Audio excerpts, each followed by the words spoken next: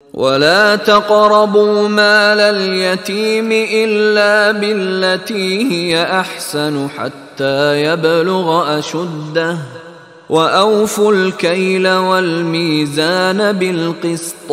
لا نكلف نفسا إلا وسعها وإذا قلتم فاعدلوا ولو كان ذا قربى وبعهد الله أوفوا ذلكم وصاكم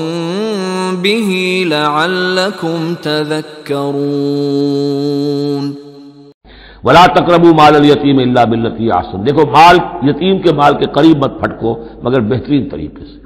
احتیاط سے، اس کا مال ہڑپ نہیں کرنا ہے، اپنا ردی مال اس کے مال میں ڈال کر اور اس کا اچھا مال جو ہے نہیں لے لینا ہے۔ وہ سارے ہم پڑھ چکے ہیں، جو تفصیل آ چکی ہے، یہ تو مکی دور کی باتیں ہیں، مدنی دور میں بھی بات آ چکی ہے اس کی۔ حتیٰ یبلغ اشدہ، اس کے مال کی حفاظت کرو یہاں تک کہ وہ اپنی پوری بلوغت کو پہنچ جائے، سمجھ کو پہنچ جائے۔ وہ اوف الکیل والمیزان، جب ناپ کے دو تو پورا دو، جب تول کر دو تو پورا دو، بالقسط، عدل کے ساتھ، انصاف کے ساتھ۔ لا نکلف نفسا الا وسعها، ہم نہیں ذمہ دار ٹھہرائیں گے کسی بھی جان کو مگر اس کی وسعت کے مطابق، یعنی بغیر کسی ارادے کے کوئی کمی بیشی ہو جائے، آپ کا ارادہ نہیں ہے لیکن یہ کہ کہیں کوئی کمی ہو گئی ہے تو وہ بات دوسری ہے۔ ربنا لا تؤاخذنا ان نسینا او اخطانا، اگر ہم بھول گئے ہوں، چوک گئے ہوں تو ہم سے اے اللہ مؤاخذہ نہ کیجو، لیکن یہ کہ جان بوجھ کر، تو اگر ذرا سی یہ جو ہے ڈنڈی ماری ہے تو یہ بھی در حقیقت اس بات کا ثبوت ہے کہ تمہیں یا تو آخرت کا یقین نہیں ہے یا یہ یقین نہیں ہے کہ اللہ تمہیں دیکھ رہا ہے۔ ایمان کی نفی ہے ذرا سی جنبش کے اندر۔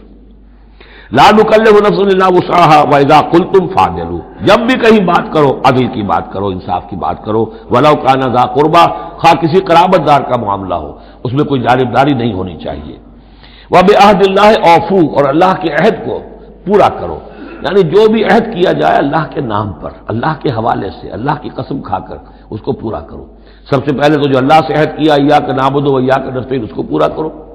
جو عہد کیا تھا دنیا میں آنے سے پہلے الست بربکم قالوا بلی، اس کو پورا کرو۔ ذالکم وصاکم بہ لعلکم تذکرون، یہ ہیں وہ چیزیں جن کی اللہ تمہیں وصیت کر رہا ہے، یہ چیزیں ہیں کہ جو اہمیت کی حامل ہیں، یہ ہے انسانی کردار کی عظمت کی باتیں۔ لعلکم تذکرون، تاکہ تم نصیحت اخذ کرو۔